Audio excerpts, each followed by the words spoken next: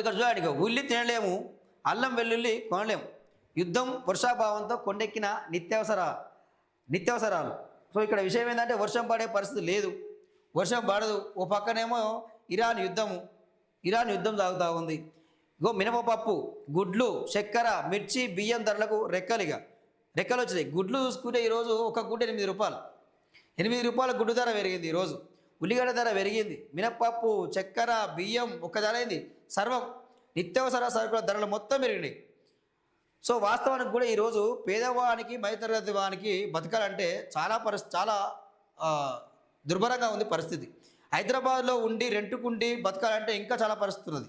రెంట్లు పెరిగిపోయినాయి, అన్నీ పెరుగుతున్నాయి, కానీ పేదవారి బతుకు మాత్రం మారతలేదు. ఒక పక్క రేట్లు పెరుగుతూ ఉన్నాయి, రెంట్లు పెరుగుతూ ఉన్నాయి, అన్నీ పెరుగుతూ ఉన్నాయి, కానీ ఇక్కడ ఉద్యోగాల సాలరీలు మాత్రం పెరుగుతలేవు,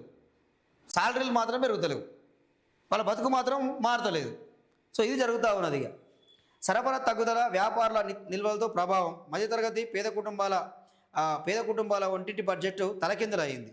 సో వాస్తవానికి కూడా చాలా ఇబ్బంది అవుతూ ఉంది. ఓవైపు యుద్ధ పరిణామాలు, మరోవైపు వర్షాభావ పరిస్థితుల నేపథ్యంలో నిత్యావసర వస్తువుల ఒక్కొక్కటిగా ధర పెరుగుతూ పేద మధ్యతరగతి కుటుంబాలపై భారం మోపుతున్నాయి.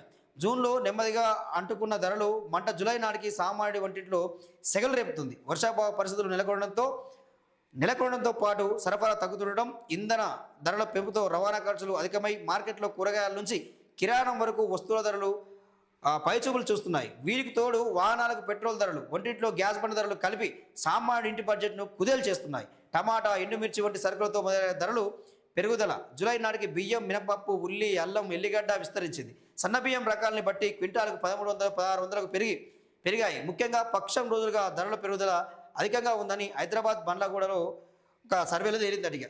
సో ఇక్కడ విషయం ఏంటంటే ఇంకా పెరుగుతాయి, ఇంకా పెరిగే అవకాశం ఉంది. ఇక్కడ యుద్ధం ఆగే పరిస్థితి లేదు, ఇక్కడ వర్షాలు పడే పరిస్థితి స్పష్టంగా కనిపిస్తలేదు.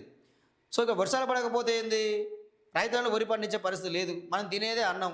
సో ఆ వరి పడకపోతే 5 ఏళ్ళు మన నోటికి ఎట్లా పోతాయి, పోయే పరిస్థితి లేదు.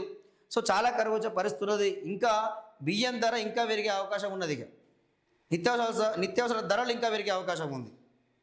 సో ఇది ఈ కరువు తెచ్చిన కాటు.